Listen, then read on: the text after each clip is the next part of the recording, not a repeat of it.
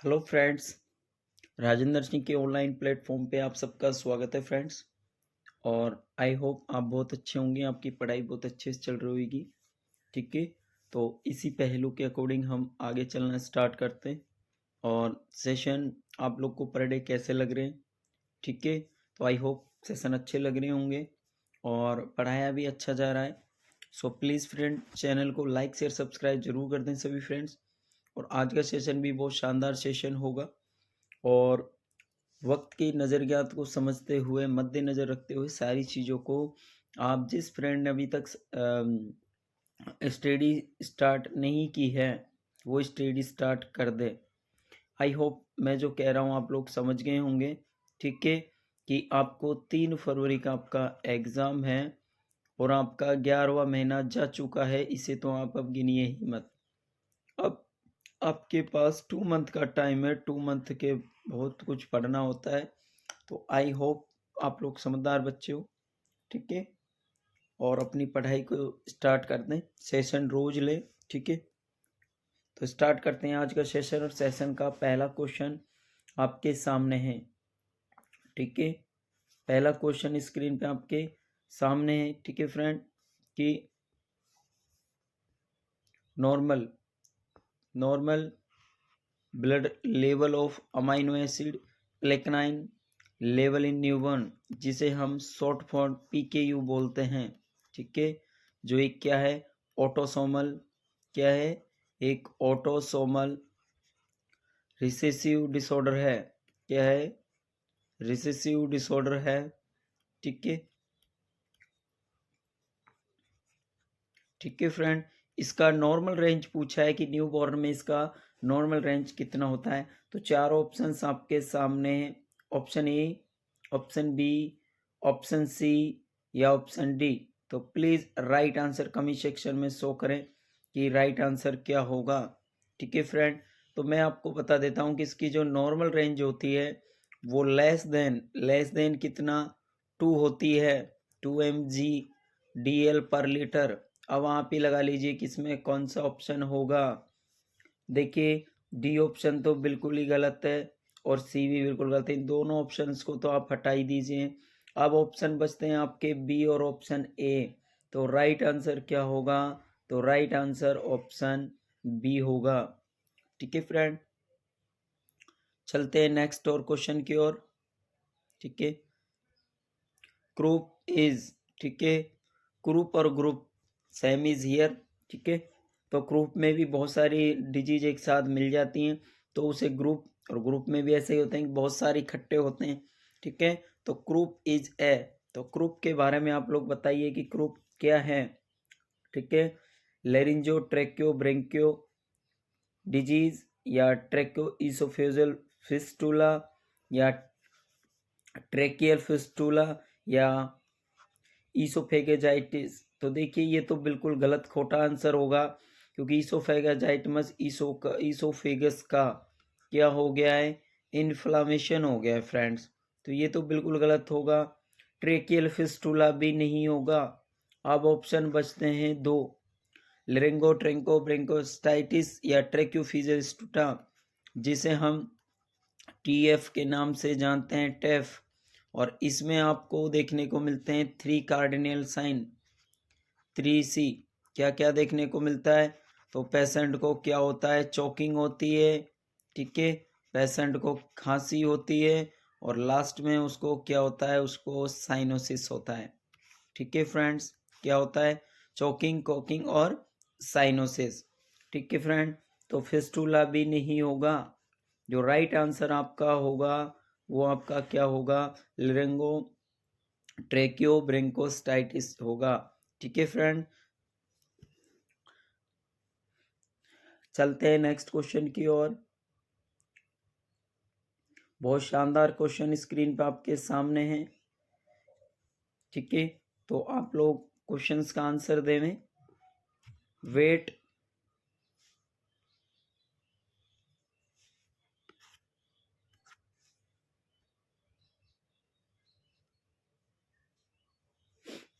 ठीक है, वेट और length, a normal full term baby.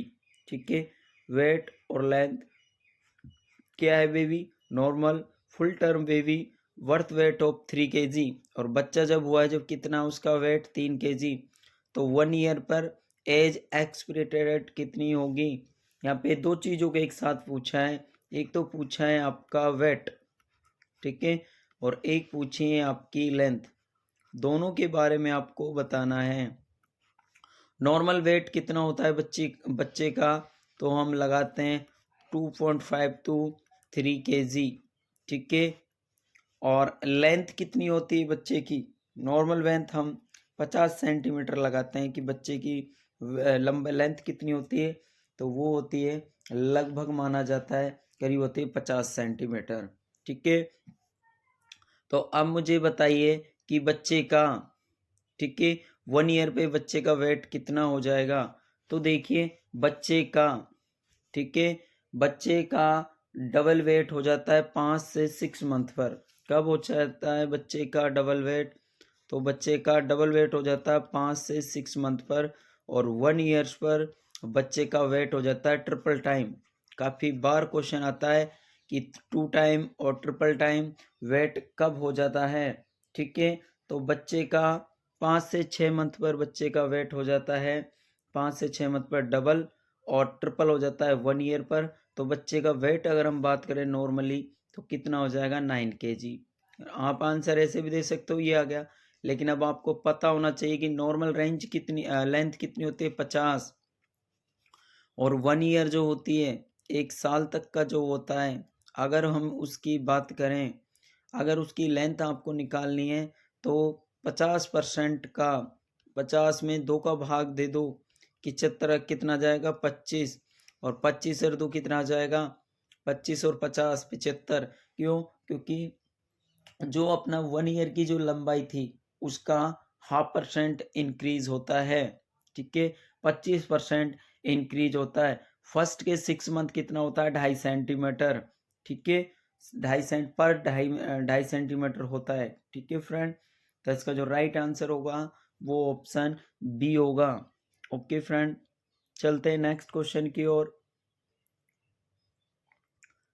Rule of 10 और रूल ऑफ 9, काफ़ी बार क्वेश्चन आते हैं कि रूल ऑफ 10 और रूल ऑफ 9 क्या होते हैं, ठीक है फ्रेंड। तो बताइए रूल ऑफ 10, रूल ऑफ 10 का मीनिंग क्या होता है, किसके लिए उपयोग लेते हैं, और एक होता है रूल ऑफ 9, ठीक है। तो बताइए, तो इसकी हम बात करें तो ये किसके लिए होगा, तो ये होगा क्लिप लिफ्ट के लिए, किसके लिए होगा, क्लिप लिप के लिए, ठीक है। और इसमें ऐसा क्या होता है कि इसको रूल ऑफ 10 कहा जाता है। तो देखिए बच्चे का जो HB होता है वो कितना होना चाहिए 10% ग्राम, ठीक है। फर्स्ट, बच्चे का वेट भी कितना होना चाहिए, ये हम हीमोग्लोबिन की बात की, बच्चे का वेट भी अगर हम बात करें तो कितना होना चाहिए, तो वो होना चाहिए 10 LBS, ठीक है। और अगर हम थर्ड बात करें, अगर हम थर्ड बात करें बच्चे का जो उसकी उम्र है, एज की बात करें तो उसकी कितनी होनी चाहिए, वो भी कितनी होनी चाहिए 10 वीक, ठीक है। तो ये आपके अब समझ आ गया कि रूल ऑफ 10 किसके लिए करते हैं, क्लिप क्लिप के लिए। उसमें क्या चीज़ देखते हैं, हीमोग्लोबिन, वेट और उसकी एज, ठीक है। तो ये तीनों चीज़ ही बहुत इंपॉर्टेंट है कि रूल ऑफ 10 में क्या क्या आता है, याद होना चाहिए। अब बात करते हैं हम रूल ऑफ 9 की, किसकी, रूल ऑफ 9, ठीक है, रूल ऑफ 9, ठीक है। तो 9 रूल ऑफ की मैं थोड़ा बता देता हूँ आपको, ठीक है। ये हीरेलाल है, ठीक है, ये हीरेलाल का पेट, और ये इसके दोनों पैर, ये छोटा हो गया है, चलो बड़ा कर देते हैं, ठीक है। नाराज मत हो यार, कर देंगे है ना। ये शक्तिमान है, उड़ रहा है, चलो ठीक है, ठीक है। अब यहाँ बात कर लेते हैं कि मैं आपको बता देता हूँ, कई बार हम कंफ्यूजन हो जाते हैं कि इसका कितना परसेंट होगा। तो देखो हम किसी काम के लिए मना करते हैं तो गर्दन हिलाते हैं, नो नो नो नो, तो नो हो गया। अगर हमें हाथ से बताना हो राइट राइट राइट राइट, तो ये आपका नो हो गया। लेफ्ट लेफ्ट लेफ्ट आप करते हो तो ये भी आपका नो हो गया। तो आप इसको नो नो, यस यस, हाँ, अगर हाथ से इससे करोगे तो ये कितना हो जाएगा। इसको भी दो भागों में बांट दो, तो इसको कर दो 4.5 और 4.5, ठीक है। इसको भी अगर हम बात करें तो 4.5 इक्वल 4.5 कितना हो जाएगा, ये 9% हो जाएगा। ये भी आपका कितना हो जाएगा, 9% हो जाएगा। ऐसे ही इसका सेम इज हियर कर दो, ठीक है। ये भी आपका 4.5 हो जाएगा और ये भी आपका 4.5, इसको भी 9% कर दो। इसमें भी आप एंटीरियर पोस्टीरियर, ऐसा मत करना कि यहाँ छाती में 2 भाग कर दिए। ये एंटीरियर होगा 9 प्लस 9 एंटीरियर पोस्टीरियर, और इसमें भी 9 प्लस 9 कर दो, तो कितना हो जाएगा एंटीरियर पोस्टीरियर। ये इसका जेनाइटल हो गया, जेनाइटल कितना हो जाएगा 1%। अब इसके भी 2 भाग कर दो और इसके भी 2 भाग कर दो, इसमें 9%, इसका भी 9%, इसका भी 9% और इसका भी आई होप 9%। अब आप जोड़ लीजिए सारे, देखिए हेड कितना वो जोड़ा था अपन ने 9%, प्लस दोनों हैंड कितने थे 18%, और 9 दूनी 18, 18 दूनी 36, इतनी गणित तो आती है, चल जाएगा, ठीक है। जेनेटल कितना था 1%, और ये 9 9 18 और ये 36 कितना हो गया। तो फटाफट जोड़ो कि 100% हुआ या नहीं, या और कुछ घटाना बढ़ाना है, ठीक है। तो ये आपका रूल ऑफ 9 हो गया, जिसे हम किसके लिए करते हैं, बर्न के लिए करते हैं। और कौन सा रूल यूज करते हैं, तो पोर्टलैंड, ठीक है। तो आई होप ये चीज़ आपको अच्छे से क्लियर होगी। एक बार देखें और बताएं कि 9% 100% हो गया है क्या। हाँ भाई, 9 36 36 दूनी 72 72, और ये 80 और एक 90 90, और हाँ भाई 100 हो गए, ठीक है। तो इसका राइट आंसर चेप दो अब तो फटाफट। तो इसका राइट आंसर क्या होगा, क्लिप क्लिप होगा। इम्पोर्टेड एनस, तो ये बच्चे में देखने को मिलती है सबसे ज़्यादा डिजीज़। TFFV ट्रैक्यूसियल फिस्टुला, जिसमें मैंने आपको भी बताया था। CCC देखने को मिलते हैं, ठीक है। और कंस्टिट्यूटिव हार्ट डिजीज़, ये भी बच्चों में, ठीक है। तो राइट आंसर क्या होगा, ऑप्शन ए होगा। नेक्स्ट क्वेश्चन की ओर चलते हैं। क्रेप्टोकाइनिज्म, ठीक है। क्रेप्टोकाइनिज्म आल्सो नोन एज, तो क्रेप्टोकाइनिज्म के बारे में कल भी कई क्वेश्चन आए थे, उनके बारे में बताओ, बहुत इंपॉर्टेंट है, लगभग आपको देखने को मिलता है। शायद ये क्वेश्चन आपको NHM में भी देखने को मिले, ठीक है। किसमें, NHM में भी देखने को मिले। तो चलो इसके बारे में बात कर लेते हैं। प्रोट्रूजन हो जाना, धस जाना किसके अंदर, इसको टर्म के अंदर, तो ये तो होगा नहीं। नैरोइंग हो जाना फोर स्किन, तो ये भी नहीं होगा, क्योंकि ये तो अपना क्या होता है, फीमोसिस होता है, ठीक है। फ्लूइड इन स्कोरटम, हाइड्रोसिल होते हैं वो तो, ठीक है। तो ये भी नहीं होगा। तो राइट आंसर क्या होगा, failure on both testis are descend into scrotum, ठीक है। तो राइट आंसर आपका ऑप्शन सी होगा, ठीक है फ्रेंड। चलते हैं नेक्स्ट क्वेश्चन की ओर, ठीक है।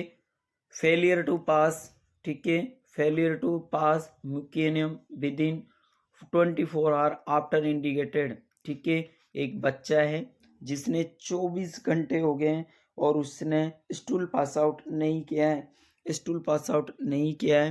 तो आप ही बताइए कि उसको कौन सी डिजीज आपको देखने को मिलेगी, ठीक है फ्रेंड। तो फटाफट आंसर देवें, ठीक है। एक एक को लेके चलते हैं।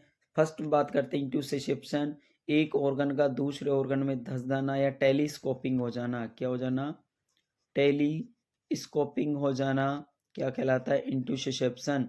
जिसमें आपको क्या दिखेगा, करंट, क्या देखने को मिलेगा, करंट, जेली स्टूल, या म्यूकस साथ में होगा, क्या होगा, म्यूकस, ठीक है।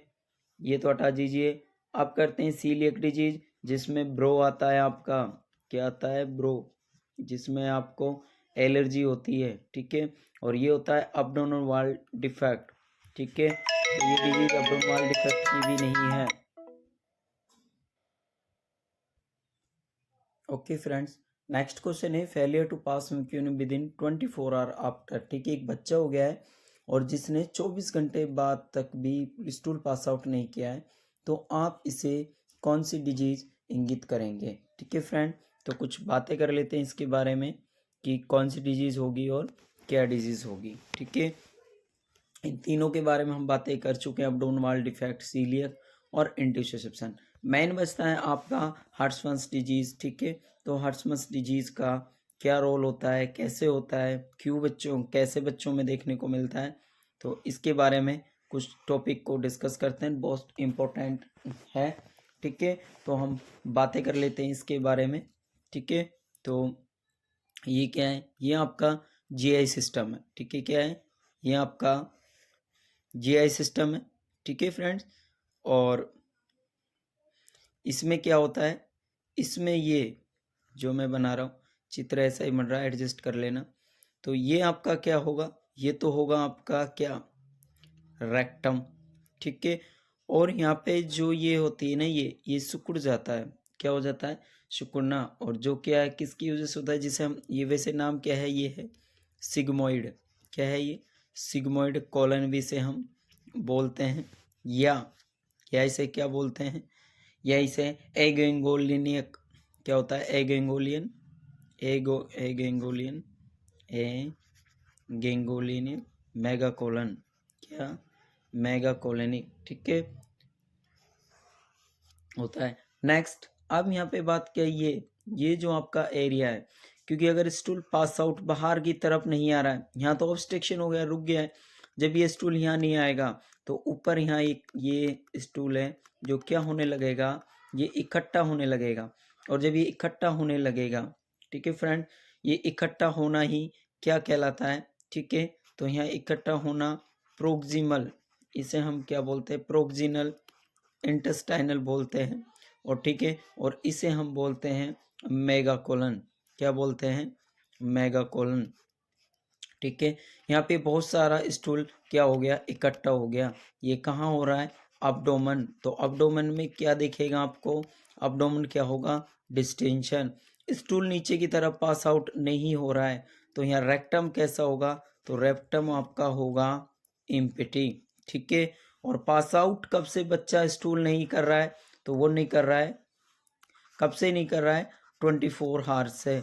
ठीक है, तो 3 कार्डिनल साइन कह सकते हैं, 24 घंटे तक स्टूल का पास आउट नहीं करना, अब्डोमेन डिस्टेंशन होना, और रेक्टम स्टूल है जो आपको खाली दिखेगा क्योंकि यहाँ आएगा ही नहीं। अगर किसी कारण एक कार्डिनल साइन आपको देखने को मिला, अगर किसी कारण फोर्सफुल्ली, जबरदस्ती अगर यहाँ पे स्टूल आता है, तो वो स्टूल आता है, उस स्टूल को हम क्या बोलते हैं, तो उस स्टूल का नाम होगा क्या, रिबन लाइक, क्या होगा, रिबन लाइक स्टूल। ठीक है फ्रेंड, आई होप ये अच्छे से क्लियर हो गया होगा। ठीक है, और इसके लिए एक टेस्ट करते हैं, और वो टेस्ट कौन सा होता है, तो वो हम करते हैं रेक्टल, क्या करते हैं, रेक्टल बायोप्सी। ठीक है, जिसमें हम एगेंगोलिनिक पेरिस्टाल्सिक इसका एक कल्चर लेते हैं और उसको बायोप्सी के लिए भेजते हैं, फिर उसमें देखते हैं। ठीक है फ्रेंड, तो ये था इसका राइट आंसर, क्या होगा, option C is the right answer. Next question की ओर चलते हैं। ठीक है, extremely low birth weight define in infant. ठीक है, लो बर्थ वेट की बात हो रही है, काफ़ी बार क्वेश्चंस आते हैं। ठीक है, कि लो बर्थ वेट के ऊपर, कि लो बर्थ वेट कितना होता है, नॉर्मल वेट कितना होता है। ठीक है, तो मैं आपको बता चुका हूँ। देखिए, पहले बात करते हैं नॉर्मल बर्थ वेट। ठीक है, तो नॉर्मल बर्थ वेट की बात कितनी होती है, 3 to, हमने बात की थी कितनी, 3 kg तक हम नॉर्मल वेट करते हैं। अगर इससे ऊपर वेट जाता है, मतलब इसके ऊपर का मतलब ये कि इससे घटता है, लेस देन होता है। ठीक है, या इससे मोर देन होता है। मोर देन होगा तो आपको लार्ज बेबी साइज बेबी देखने को मिलेगा। ठीक है, एग्जाम्पल आप डायबिटिक मलाइटिस ले सकते हैं। अगर इससे कम बच्चे का वेट रहता है, ठीक है, अगर मान लीजिए बच्चे का बर्थ वेट LBW, अगर बच्चे का बर्थ वेट 2.5 kg से कम है, मैंने आपको बताया 2.5 kg से कम है, तो इसे हम लो बर्थ वेट बेबी बोलते हैं। अगर बच्चे का बर्थ वेट, अगर बच्चे का, देखिए अगर बच्चे का बर्थ वेट, अगर बच्चे का बर्थ वेट कितना 1000 से 1500 ग्राम है तो बच्चे को क्या बोलेंगे, ELBW।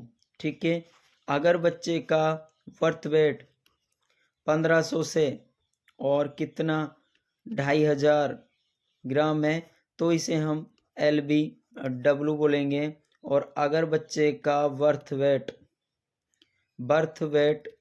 अगर बच्चे का बर्थ वेट, अगर बच्चे का बर्थ वेट कितना है 2.5 टू 3 kg, तो ये आपका क्या होगा, नॉर्मल।